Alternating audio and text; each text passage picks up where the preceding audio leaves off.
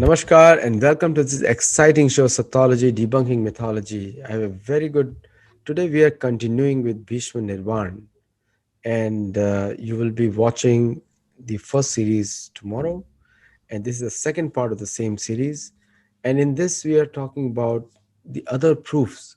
Also, we discussed 92 plus. Remember the number 92 plus, and now we're going to continue from there on the historical uh, side and also the material facts on the Bhishma Nirvana.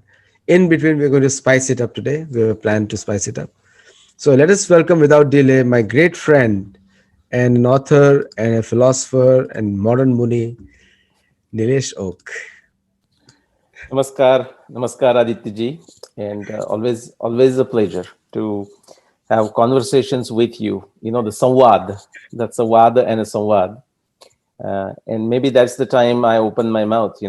Muni is okay. It's okay for a Muni to talk that time. We'll keep on making a fun of the word Muni in a humorous sense, of course. But before we get into Bhishma Nirvana, Aditya quickly, something many other people may or may not know, that you published your next book last week or sometime very Yesterday. recently. Yesterday. Yeah, if you can take 30 seconds and tell us about what it is and what is the single takeaway. There may be many takeaways, I understand. That would be great. So, so Yudhishthir, there are a lot of misconceptions about Yudhishthir, and so I am a big fan of Yudhishthir Maharaj. And after reading Mahabharata, you come to a conclusion that the entire war happened because Krishna wanted to install Yudhishthir as a king to Hmm. protect Dharma. Hmm. So in this book, I have put all the qualities of Yudhishthir, that why he was the ideal king Hmm. and why there was no Samrat, either Hmm. richer, famous, powerful, military-wise, superior to Yudhishthir. So that's Hmm. what this book is all about. And I think viewers will get a new insight into the lifestyle of Yudhishthir and why he was chosen by Krishna to be the king of the whole world. So therefore the title is Samrat Yudhishthir, the greatest emperor. Well, congratulations, Abhinandan. And is it available on Amazon? Yes, yes, yes. That's okay. It Okay. was All right. number one yesterday when it was launched. Right. Top sellers. Almost 800 books were sold, and thank you for all the people who bought it. And so without any promotion. Yeah. Very good. So Nileshji, today we are going to continue with the Bhishma Nirvana, Hmm. which is a great topic, which is because Bhishma is a Vasu. And one of the facts is that some people asked me, are there nine Vasus because he was down here? No, he's eight Vasus. Hmm. And when he went up, he merged into the youngest one. He's the youngest Hmm. Vasu. Hmm. And so Vasus are Chiranjeevis, like they stay Hmm. for one Manvantara. And after every Hmm. one Manvantara, they change. Hmm. And he's a great personality, and his conversations with Yudhishthir are phenomenal. Hmm. So, but I would like you to cover the second part of the series that we're going to show today. Right. Okay. If you can, I see my, right now I cannot share. So, okay. Now I can actually. Okay. Hold on. So, let's see. Just 1 minute. All right. So, yeah, I want to start, just give a preamble to this part two. And what I would like to do, Aditya ji, with your permission, of course, is this part of as a part of Bhishma Nirvana, there is this whole dialogue between Yudhishthir Maharaj and Bhishma Pitama that lasted. Mahabharata tells us, and actually, I am the first one to take it out as to the exact duration of that conversation. So that we will share the evidence as we go through these parts, which lasted for 6 days. Okay, Right. so Bhishma and Yudhishthir together. Yeah. But I also thought it will be a great idea if you can add some insights, and I don't mind doing that questioning. As today you mentioned, there are these people from different universities. We have a marketing faculty, we also have a business faculty where marketing is part of business, but we have Wharton School folks in University of University of California. The thing is, this Shanti Parva and Anushasan Parva has got all the statecraft, how to administer, how to do the administration, right? How to manage the affairs of the state. And so, not taking a long time, but briefly, if I can ask, if with your permission, if I can ask you questions in between, because that actually went in parallel with this whole Bhishma Nirvana, the discussion between Yudhishthir and Bhishma Nirvana, Yudhishthir and Bhishma Pitama. But quickly, to give a preamble, last time we started with Bhishma Nirvana. Today, this is part two. And to quickly summarize what we did is, I use the Venn diagram to show what different things we have to go through using Mahabharata text as the evidence, and then find a very scientific, objective fashion, in objective way, to test what the Mahabharata statements are saying, to actually it arrives at a timing of Mahabharata. Okay, so the timing is one aspect, but do you know what it does? And that's the beauty of Itihasa. uh, Anytime you are exploring a specific aspect of Itihasa, it tells you so much more about the culture, about the science, about the technology, about the civilization. And that's exactly what is happening when Yudhishthir Maharaj is asking questions and Bhishmacharya is responding. It looks like a very innocent discussion, very restricted to, say, what you call moksha dharma or raja dharma or apad dharma. But there are so much other many aspects of culture that comes out, civilization that comes out through it. So we'll go through that. So last time, quickly, what we did is, if those of you remember, and actually the part will come on YouTube tomorrow, is that there is no decisive evidence in the Mahabharata text that the Bhishma was on the bed of arrows for more than 92 days. Okay, so that is from the 10th day of the war to the day of winter solstice. So that's what we did last time, chronology. Aditya ji, today what we are going to start, and we may complete, if not, we will take it to the next time, is we are going to talk about the astronomy agama. And what that simply means, agama is the background knowledge. Okay, the knowledge that is already established, something no one doubts that, or no one should doubt it. If they doubt that, then they will have a problem understanding the next part, or understanding the other evidence. Something that is well established, as simple as sun rises in the east and it sets in the west, the North Pole star, and Saptarshi, who are Saptarshi, and things like that. The day of winter solstice, day of summer solstice, and so on. So that's what we will do. Um, One of the key thing we are going to talk today is the astronomy phenomenon. It's a very long-term astronomy phenomenon, and it's called as the cycle of the precession of the Earth's axis. So quickly, I will describe that. And Aditya, then I want to ask you a question about. I'm thinking, how about we start with the Raja Dharma? Like, the discussion, and again, I know that that goes on for a whole thick book known as Shanti Parva, and another thick book as Anushasan Parva, so you can be as short as you would like. Okay, but if we can just bring it up in the discussion that encourages people to go back to the original Mahabharata and read it, then we have achieved our purpose. Okay, so Exactly. let me quickly just take through the first part of this, which is the fundamental astronomy phenomenon that we must understand if you want to understand the chronology aspects of Indian civilization. And more, actually, we are realizing we need to understand this to understand the chronological aspects of world civilization, as much as the North American civilization. Now we are finding it's going back to thousands of years. Okay, same thing for Egyptian civilization, and same thing for many other civilization like Australian civilization. That's going back to 60,000 years. And if you want to understand that, we need to understand this cycle of the precession of equinoxes. But just limiting to ourselves to the Bhishma Nirvana evidence, um, this is not to be confused. This cycle is not to be confused with Earth rotating around itself. We know that that happens in 24 hours. This is not to be confused with Earth rotating around the sun. That happens in 365 days. That's what we call 1 year. And it is not to be confused with Earth changing its obliquity, the inclination, the angle. Right now it's like 23.4, 23.5, but in reality, it can vary from 22.5 to 24.5. And that one cycle, that one complete nod takes 41,000 years. We are not talking about any of this. So what are we talking? Just let's begin with our times, 21st century. This is our Earth. Okay, it is inclined at an angle with respect to the orbit of the sun. That's why we show it as an incline, because the orbit of the sun is the reference point for anything we want to discuss in astronomy from Earth. Okay, anything we want to discuss astronomy from the Earth, orbit of the sun, known as ecliptic, is the reference point. With respect to that, Earth is inclined. That n shows going in the north direction. And what happens is this: for example, if you take the Earth's axis there, center point, and draw an imaginary line up in the sky, what you will find is that point around which it appears like all the stars are rotating, because really the Earth is rotating.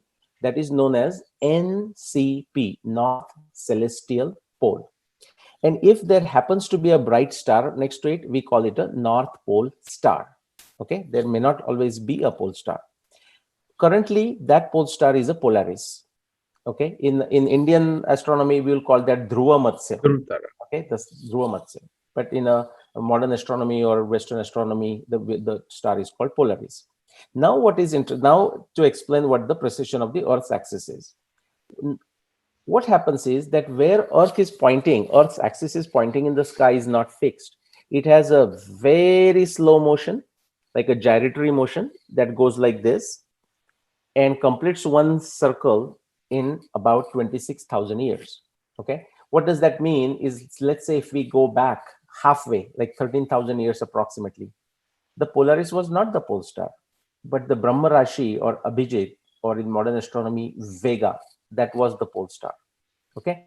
So how that would have looked, just to show you that, how that would have looked. So let's go back approximately 13,000 years, the half through the cycle. But specific year we can know, actually we do know, it's 12,048 BCE. So everything else in the sky is the same. The stars are not changing that fast. But what is changing is that the Earth's axis was pointing not towards Polaris, but was pointing towards Brahma Rashi or Abhijit or Vega. Okay. So essentially the pole star 12,000 years ago, and Adityaji, you may remember that's the time of the Ramayana, that Brahma Rashi was a pole star, and we'll see the evidence of that. It is there in the Valmiki Ramayana. Okay. So this is the basic astronomy phenomenon we must understand as astronomy agama. It has many implications for knowing the antiquity of world civilizations and specifically Bhishma Nirvana. But before we get into those consequences, I want to ask you, Adityaji, the question. From the first day that Yudhishthir Maharaj met Bhishmacharya, and Krishna on that day told Bhishmacharya that he has 56 more days to live. And then there is a wonderful conversation that began between Bhishmacharya and Yudhishthir Maharaj. And Yudhishthir Maharaj kept on asking questions, and patiently Bhishmacharya kept on responding.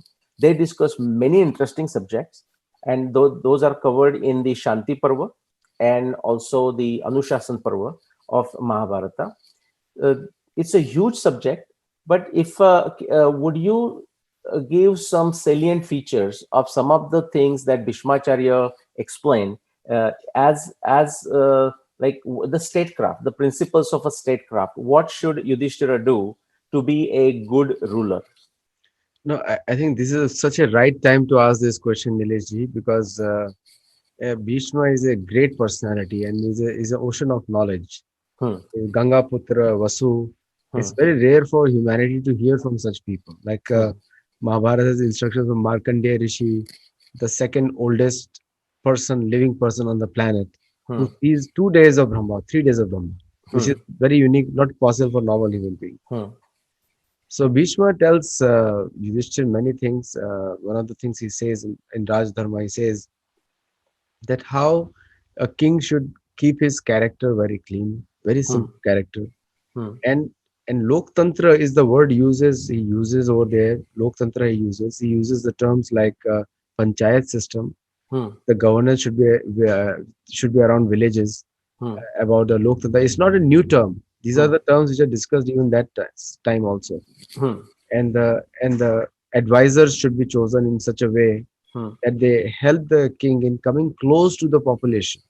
Hmm. They have to have some person. So just the modern concept of monarch was not Hmm. there in Vedic culture. Hmm. The culture in the Vedic culture, the Mahabharata time, the culture was Rajarshi, Hmm. and actually Yudhishthir had a good knowledge. Bhishma acknowledges, like what you're teaching here Hmm. or showing here to all the viewers. He had full knowledge of nakshatra. Ha. He tells Yudhishthir that Hmm. in the Jyotish Shastra and nakshatra Hmm. and economic, nobody can be equal to him. Hmm. But another side, when because he's asking question, so Hmm. he takes the role of teacher and says that how he should rule the things. Mhm. Very good, very good. And you made a great point that as a king has to be knowledgeable about all the aspects. So, like All that. 16 kala, right? We see that in a Ramayana also, where Ram is very young. He's not only taught how to fight, but it's a balance between the physical fitness, the buddhi, and the shraddha, and bringing it together. And when we in maybe in future parts of this Bhishma Nirvana, I will also bring some references like what you mentioned. He's talking about the vrata, like some of the things that a king should do, like tapasya, that even while he's ruling. Yeah. And that brings us to very wonderful evidence, but I'll talk about that when we get Right. there. Right. Let me take you through a couple of consequences. They Yes. are very relevant to this, but I also want to keep on asking you, because our viewers keep that in mind, that while Bhishma is lying on the bed of arrows, he is sharing essentially all his knowledge with Yudhishthira. In fact, when they were on the bank, they meaning Yudhishthira and a party, they were on the bank of Ganga for a month. Okay, after the war, they were there for a month. And that time also, Vyasadev, Narad Muni, they had did counseling to Yudhishthira. And there is a discussion, it is in my Bhishma Nirvana book, that sometimes when Yudhishthir asks a certain question, it is Vyasadev, he says, please hold on to those questions. Bhishmacharya is the right person to answer those questions, and I want you to meet Bhishmacharya to answer those. So that discussion comes into the early parts of Shanti Parva. Mhm. Okay, so very interesting that even Vyasadev wanted Yudhishthir to ask certain questions to Bhishmacharya. Yes. Okay, but going back to our thing, so now guys, you saw the phenomenon that the Earth's axis is pointing towards a specific place, but it's not constant. The North Pole, or same thing for the South Pole, is not constant. It's changing, and it goes through a smooth cycle of 26,000 years, and it has many consequences. And I would say wonderful consequences. And that is precisely the reason we can date the historical events, the ancient Itihasa events of Indian civilization, but possibly many of the world civilizations, assuming the evidence exists to do this kind of analysis, precisely down to the year, precisely down to the day sometime, and precisely down to the month and so on. One of the effect, Aditya, what happens because of that precession of the Earth's axis is the effect on the tropical and sidereal solar year. Okay, it's a difference of 20 minutes, and that has to do with that the precession of the Earth's axis. Now, this is our Indian system. You can also the both nakshatra system is an Indian system. The zodiac system is also Indian system. No, not many people know that. People easily assume, or you'll hear some speculation. It was a of Greek origin. It was of a Babylonian origin. Definitely, Babylonians used that system, but it is there in a Surya Siddhanta and Aryabhatiya for a very long time. Okay, it is not there in the Ramayana Mahabharata. The zodiac system is not there. Babylon was a Vedic culture. Babylon Exactly. We was a right, Mahabharata right. territory. Yeah, and remember when we talked about Ajyotishpur. yeah, the Pragjotishpur and Bagda, Magadha. right? Magadha. Bagadatta, the place of Bagadatta. So Yeah. what we are seeing on the screen is the think of this as a Earth's I mean the ecliptic, and these are the mileposts. Mileposts as a reference points as the sun, moon, other planets go around or seen going around the Earth. There are 27 nakshatra, and there is also 128 nakshatra. I'll not go into that. But just like there are 12 zodiac, there are 27 nakshatra. And why 27 nakshatra? Because moon completes one circle in 27 days around the Earth. Okay, that's why. And then to come for a moon to come into the exactly same phase, like Amavasya to Amavasya or full moon day to full moon day, it takes additional 2.5 days. Therefore, we call it like a 30-day month. The origin of a 30-day month comes from the time taken by the moon to come from one phase to the same phase again. Okay, but quickly, one of the consequences I want to show is this: if how does the solar year begin? The solar year begins with the day of spring equinox. So in our modern times, that is like a 21st, 22nd March. Much. Okay, and so what happens if you start there and complete a one full circle?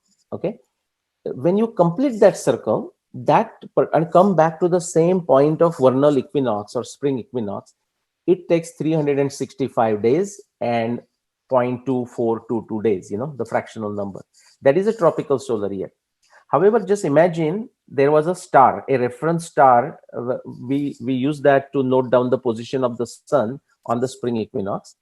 If the sun has to come and complete a circle and come exactly at the same position with respect to that star, it actually takes additional 20 minutes for the sun to come to that particular star. Now 20 minutes, that's why we don't notice it. Also, we don't see the sun actually, with the nakshatra behind the sun. So there is indirect ways of knowing it. But this 20 minutes, Aditya adds up over a period of time. And so now what we're going to quickly do, and then I want to again go back to another aspect of Yudhishthira discussion. But this 20-minute longer, what does it do? Quickly, I'll give you where this 26,000 year cycle comes from.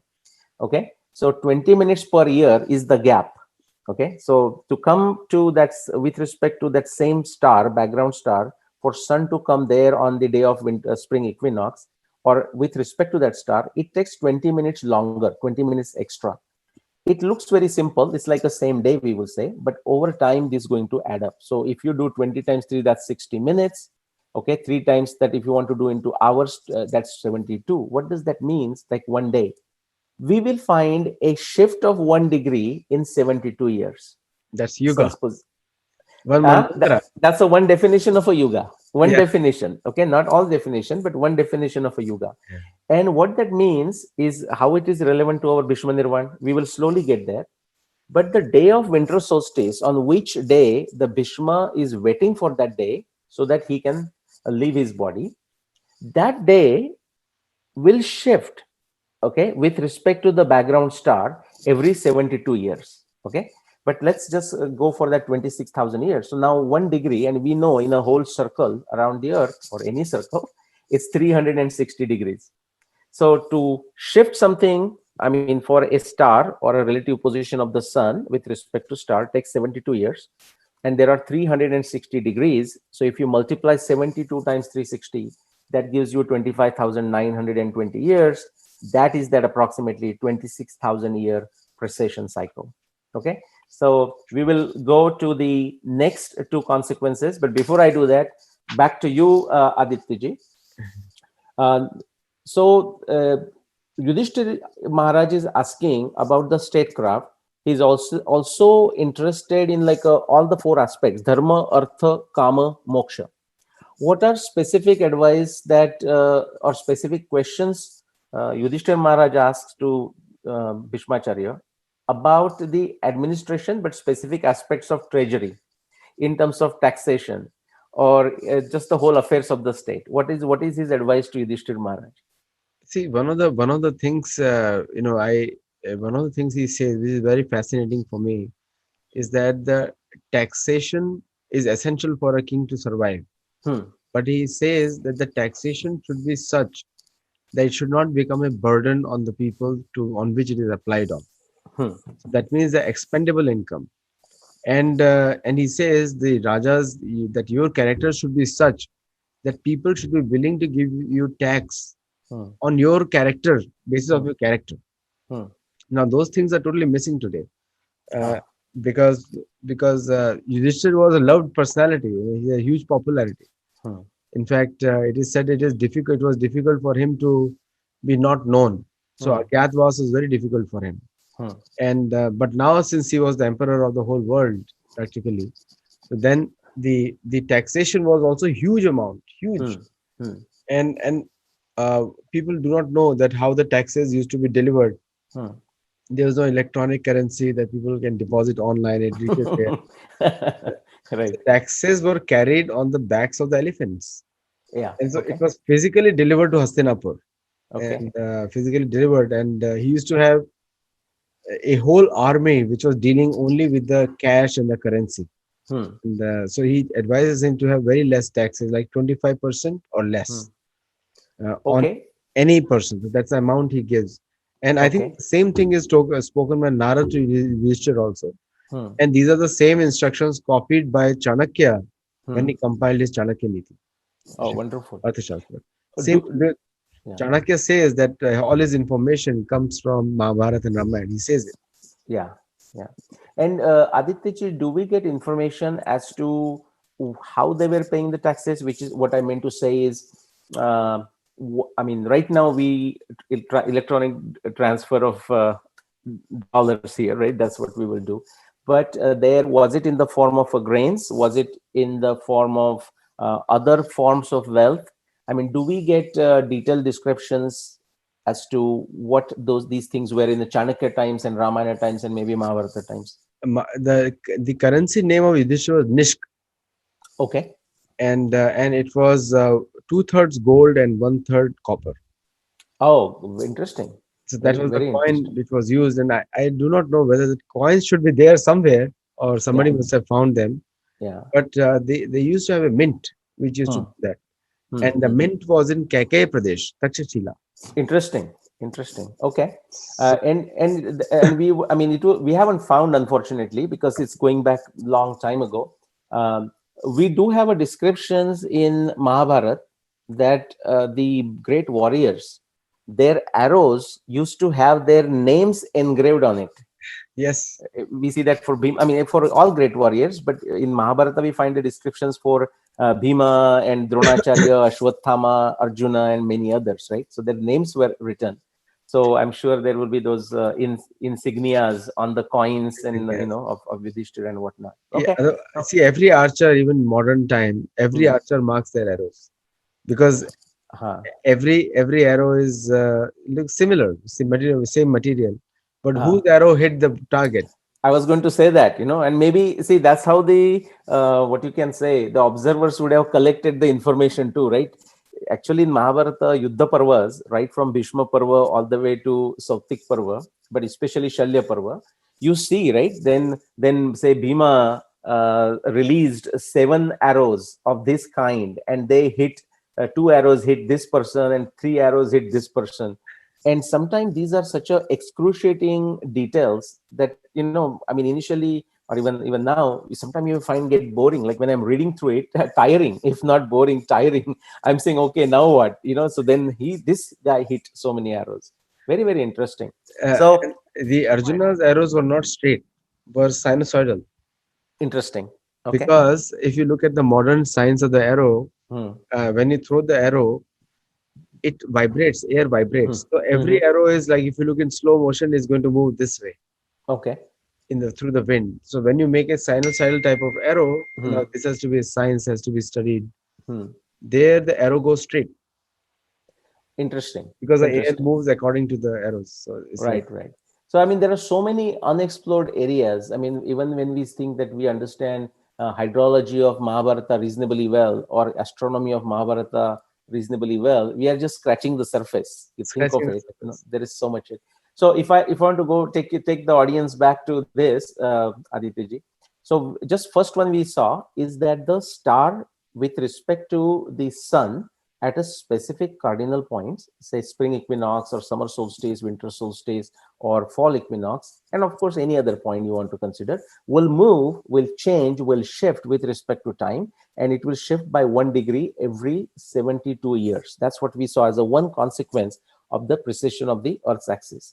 We'll quickly look at two more, and then there is a one more. Okay. So another consequence is that, which is again I'm repeating what I just showed you, the nakshatra of the cardinal point shifts every 1000 years. So in 72 years, it will go by 1 degree. Okay. So if you multiply that, what you'll find, the one nakshatra space, just like one Rashi or one zodiac is 30 degrees because there are 12 zodiac.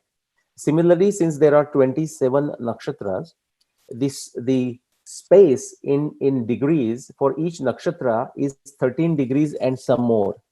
because it's like a 360 degrees divided by 27. So that's 13 degrees and 13.25, something like that, 13.3, something like this. So for a position of the sun, or cardinal point, this is the position of the sun, right? Where sun is on the winter solstice, summer solstice. To shift it through 1 degree takes 72 years. To shift it through one nakshatra space, it takes approximately 1,000 years. Okay. And for a lunar month to shift with the season, not the solar month, the lunar month to shift with the season, it takes about 2,000 years. Why is that? Because for a lunar month is about 30 degree, just like a solar month is about 30 degree. And so now we are saying, how long will it take for something to shift through 30 degree? And that comes to approximately 2,000 years, to be precise, 2,160 years. Okay. Now, what does this mean? Okay. This is what it means, Aditya. So I'm showing now Earth at the center. And Aditya, it's very important that if anyone wants to understand astronomy, they should feel very comfortable to imagine Earth at the center, and in a flash of a second, sun at the center. Okay, depending on what we are studying. So right now I'm showing Earth at the center, but we know exactly what that means. It is like a relative motion that we are looking at.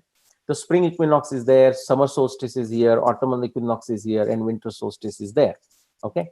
Now, the Indian seasons, most of you may know the seasons, but if not, there are 6 Indian seasons.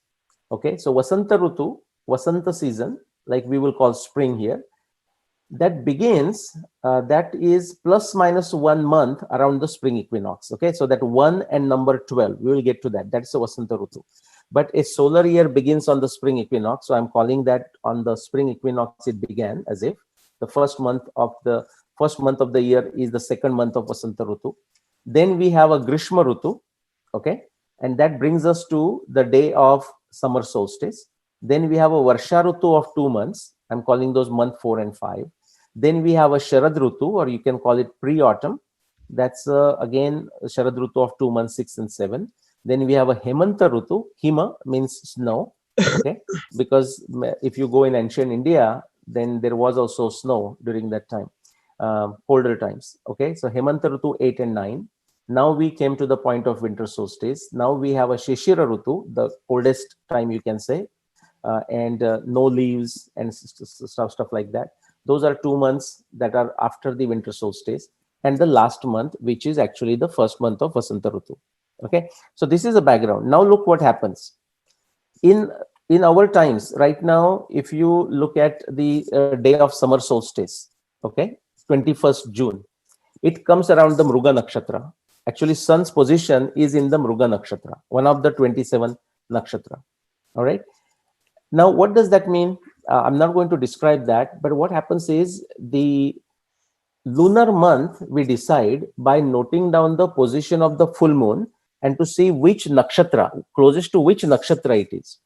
So therefore, what happens is that the lunar month will be exactly opposite. What I mean by that is that on the day of summer solstice, in our times we are talking, the sun is in the Mruga Nakshatra. So if from the earth, if you draw a line, imaginary line going through the sun, and if you want to know the nakshatra behind the sun, so to say, it will be Mruga Nakshatra. But for that same reason, what happens, and Aditya, we can all relate to that right now. Gita Jayanti, when does it come? In December. Right? So the lunar month of Mrugashirsha, which is to say when the full moon is near Mruga Nakshatra, it comes exactly opposite of the summer solstice. Therefore, it comes exactly opposite of 21st June. So it will come around the winter solstice, not exactly winter solstice. So the Mruga Nakshatra, Mrugashirsha, the lunar month of Mrugashirsha, when the full moon is near Mruga Nakshatra, comes around the month of December. That is when Gita Jayanti is celebrated and so on. Okay. So I want you to understand, not to confuse, the sun is in one nakshatra, but the lunar month will be exactly opposite in terms of the timing, because it's the full moon. Okay. Now just imagine, this is what we are talking now, but imagine going back to Mahabharata times. Okay. And this can be done in a different way. We can look at the Mahabharata evidence and say what happens, or we can give a date, like I'm going to give you a 5561 BC, and we have to go back, that means 7,500 years, and see what happens. Now the question is an imaginary question I'm asking. What ought to be the position of Mruga or Mruga Shirsha? The Mruga Nakshatra and Mruga Shirsha month. And Aditya ji, dekho kitna interesting hai. This is again why the precision of the Earth's axis is important. So I'm going to show what happens now. Okay, so this is our Mruga Nakshatra right now at the summer solstice. But as we go back in time, this is what going to happen. Remember our rule of crude rule. One nakshatra it takes 1,000 years, or 1 month, or 1 month it takes 2,000 years. So we are going back in time, and so we are going from here. So this 1 month, another month, and 3 months. So I will ask you the question, Aditya ji. Now my, so like how many years it will take? 3 months we have to go back. Oh, so it will take almost 7,000 years. Approximately Yeah, 6,000 years, because 6,000. see, remember It 2,000 years, right? 2,000. So yeah, it will take 6,000 years, right? So that will what happened to the star Mruga with respect to the sun's position. Now what will happen to the lunar month of Mrugashirsha? It is going to do the exactly same, because remember Right. the full moon has to be exactly opposite, right? Opposite. So in that same 6,000 years, the month of Mrugashirsha, right now it happens around the December or winter solstice. It will come to the fall equinox. And if we go another 1,500 years, because we have to go back 7,500 years, we will see that the Mruga Nakshatra shifts further. It will go to the east of the spring equinox, and same thing will happen here. The month of Margashirsha will shift again further back and will go to the first part of Sharad season. So if you have to go back 7,500 years, the Mrugashirsha month, the Margashirsha month must occur during the first part of Sharad season. And we know that from the Mahabharata, that the Mahabharata war happened in the month of Margashirsha. Actually. Okay, so now we have to ask the question. Now it's a challenge to me. Somebody should ask, is there a evidence in the Mahabharata text to show that the Margashirsha was during the first month of the Sharad season? Okay, so this is not we are going to do it today, but this is one of the other consequences of this. And quickly, this is showing I'm showing in another way, which is like this. uh, there I just moved the thing. What if I keep everything constant, meaning the position is there, summer solstice, and if I draw a line to find out what was the month. Now I'm taking you, Aditya, to summer solstice. Winter solstice, the month is Margashirsha. But around the 21st June in our times, at the summer solstice, the lunar month is around Ashada. Okay, the month of Ashada, jahan, our wari goes to Pandarpur. That is that time, Shadi 21st Ekadashi. Ashadi Ekadashi, there you go, right? Yeah. So that month of Ashada. And this is the situation now, 21st century. Now I'm going to change only few things, okay? Everything else is going to remain the same. The Ashada is going to remain the same. Okay, the whole structure is going to remain the same. Only thing, I'm going to shift the Earth's axis, like which way it is pointing. Okay, so right now it's pointing towards the left. That N is going in the left direction. What I'm doing is, I'm going to take you back through that half cycle of 26,000 years. So now it is Earth's axis is pointing like this instead of like this. Okay, so it's pointing towards this direction. We have to go back to the Ramayana times, actually 12,209 BCE. Okay, now what happened? Remember, before it was a summer solstice. In our times it's a summer solstice, and it's a lunar month of Ashad. If we go back half cycle through the precession of equinoxes, it will be the lunar month of Ashad, but it won't be the timing of summer solstice, but it will be the time of winter solstice. Correct. The season have exactly shifted opposite. That is, and that will take 13,000 years. So going back to that one. Okay, back to you, sir. And I don't know how much time we have, but I want to ask a question. So you tell me if you have a time. I want to. No, I think yeah, you should cover this one. I should cover this. Okay, and Yes. then if you have time. Okay, so the Yes. last one. This is the last one. And the fourth thing is the fourth consequence of the precession of the Earth's axis is that the pole star change. Okay, for example, Brahma Rashi and Agastya were pole stars during the Ramayana times, and we have discussed that. And I think your session with Rupa Bhattiji also discussed that. These pole stars. So I'll go fast through this. This is the region of the North Celestial Pole. The circle that you are seeing here is that NCP, North Celestial Pole, that circle. And if we look at our times, as I said, the Polaris, this star here, that very bright star here, and this is a Dhruva Matsya. This is the Polaris. Okay, if you go to, and this is Aditya ji, another very interesting thing. If you go to 12,000 BC backwards, like then you find Brahma Rashi or Abhijit or Vega as a pole star. And I have not shown it, but I'll show you here. In 5561 BCE, approximately here somewhere, there is no bright pole star. Okay. And therefore, I give a very interesting challenge to other Mahabharata researchers. So they 5561, there is no pole star, and therefore I ask them, or I ask anyone, any Mahabharata enthusiast, Mahabharata researcher, to see if they can find out any descriptions of a pole star of a Mahabharata time from the Mahabharata text.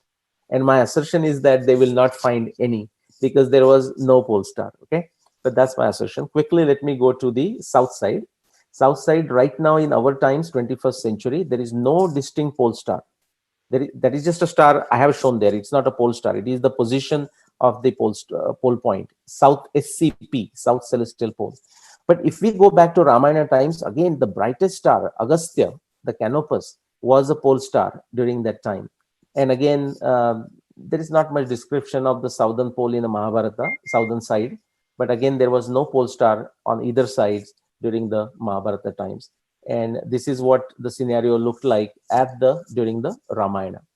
Um, but back to you, Aditya ji, and a quick question.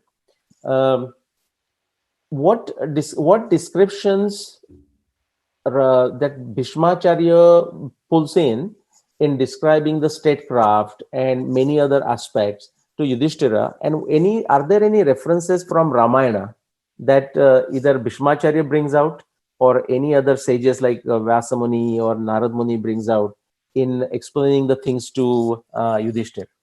Yeah, absolutely. I think Bhagwan Ram's description is there. Hmm, He gives him an example of how they used to rule, and also karma. The hmm, emphasis on karma of Raja was emphasized because hmm, you should ask him a question hmm, that how should a Raja behave? hmm, Because he wanted to know for himself. hmm, Actually, Yudhishthir was mostly asking questions. Was he himself was knowledgeable, hmm. but he wanted to hear from Bhishma about his own version because Ah, Bhishma is also known as Mahajan. Mahajan correct. means Mahajana Yena Gata Sapanta. Gatasapanta. Very good. So he is known as a Mahajan, and so Yeah. he is the authority on Dharma. Hmm, hmm. But the same Bhishmacharya was quiet during Draupadi Swayamvar, the Draupadi Achievement, Why was that, you think? because she had asked a question Hmm, that whether she was called in was as per Dharma or not. hmm, hmm, Now that question was a very difficult question because she had asked for the Dharma point of view. hmm, Because Yudhishthir was her husband, hmm, he had put her on the wager, hmm, and he had put her after he had lost himself. So hmm, he wanted more time. hmm, So that's what he answers also that hmm, the ideally he cannot offer you, but he has hmm, since he has done it because he hmm, has the control. hmm. As per that was the point. I have covered that in my book actually in detail. This book, the latest book, Yeah. okay, very, very, very interesting. All right, just quickly, I mean, I don't want to go through the whole 6 points. I mean, they are on the screen for a while, so people can read it. But these are just something that when I started working on Bhishma Nirvana, I had no idea that I'm going to find these powerful gems or powerful pearls, whatever you want to call it, extremely powerful. And what the reason we call them astronomy or poison pills rather is because this is such a solid evidence. To overcome that, one cannot just do the manipulations. I mean, people try, but they cannot go around and cannot pull the chronology or the antiquity of Mahabharata any earlier towards us, I would say anytime after 5000 BCE. And I'm going to show that in the future parts. But this is a list. Let me stop sharing this. So that is Aditya ji, kind of our part two. And this is wonderful. And as I said, I will bring out some points from the Anushasan Parva. But with your permission, if we can continue this, getting some snippets from the Shanti Parva, the discussion between Yudhishthir Maharaj and Bhishmacharya through this Bhishma Nirvana series, I think that will be apt, so that it's not just about knowing when the Mahabharata war happened, but actually the wisdom. And Bhishmacharya many times refers, as soon as he starts telling Yudhishthira, I will tell you a event that happened in the past. That's what he says, right? Many times Yes, conveying the stories. many times. Yeah. So I think you are back to your book, by the way. I know you don't want to talk much about the book, but who will benefit from it, you think? I think any historian who wants to know the right version Hmm, of the thing, like for example, as given by Vyasdev, hmm, I have not done any interpretation because the interpretation spoils the mood of the speaker. hmm, hmm, So my theory has been that Vyasdev and Ganesh are so qualified, and they have a hmm, pact. Without understanding, Ganesh won't write. hmm, If Vyasdev stops speaking, he will stop writing also. So they had hmm. an agreement between them. Yeah, So when yes. Ganesh is involved and Vyasdev is involved, then why are we interpreting in wrong? Yeah, right. My whole point was to put it as it is. So many chapters like Eklavya Dronacharya story, many misconceptions are there. Hmm. And then things like how many people died in Mahabharata, that is a misconception. Very, very interesting. Okay, And now I look forward to it. Yeah. then things like uh, was did Yudhishthir loved gambling, and Ah, which he did not. So interesting. many people Interesting. say he was a Juari, but that's not Right, correct.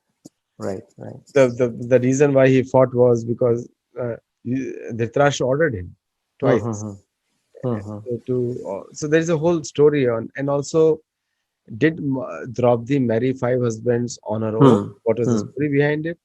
hmm, And was she just blindly agreed to marry five? But there was a whole discussion. Drishtyumna, Vyasdev. So Vyasa does not decide on his own. hmm, He is having a discussion there. hmm, hmm, And then Narad Muni comes in and forms a pact between five Pandava. hmm, So a lot of these kind of misconceptions have been peddled and try to paint Yudhishthir as a weak king. He was hmm, nothing. Arjun was the main thing. But hmm, people don't realize in the Yaksh episode also, Yudhishthir hmm. was killed. All the four Pandava brothers were killed, and Yudhishthir revived them. Right, right. True. So he actually saved their life many Yeah. times. And to separate one Pandav for the other or compete between them is not an intelligent thing. Okay. They Okay. were like as united as a fist. Right. And they were very complementary in terms Very of their own characteristics, right? Yeah. and Excellent. and, and the interesting character is a Bhim. He Hmm. speaks his mind before he speaks before he thinks. Okay. But Yudhishthir uh, is unanimous. Like he Hmm. after he angrily says something, Yudhishthir tells him keep quiet and sit down. Hmm. So that Hmm. was a control, respect and control both. Hmm. Even though Bhim was in second line, Right. so it shows Yudhishthir in a totally different light. That he was very patient, very Hmm. calm, Hmm. ready to take criticism in a very sportingly way.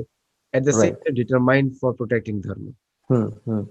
And Bhishmacharya says multiple times the nature of dharma is very subtle, Very right? simple. And so it's not very easy to grasp. And many times these threads are left open in the Mahabharata almost deliberately for us, because people are always looking for binary dichotomic answers, right? Tell me, should I do it or not? And Krishna also never gives a clear answer, and I think it is for a very reason, right? That's why Yeah, we say, eh, go ahead. nobody likes to be told anything, Huh. whether in the That's why past or they today. good point. So actually people ask and they almost pretend as if they want the clear answer, Clear but answer. they really don't want the answer, because they No. they want to do what they want to do. They just want a accommodation, right? Somebody agreeing with them. Yeah, very If Krishna tells somebody that you should be a vegetarian, then it good. becomes like a Bible.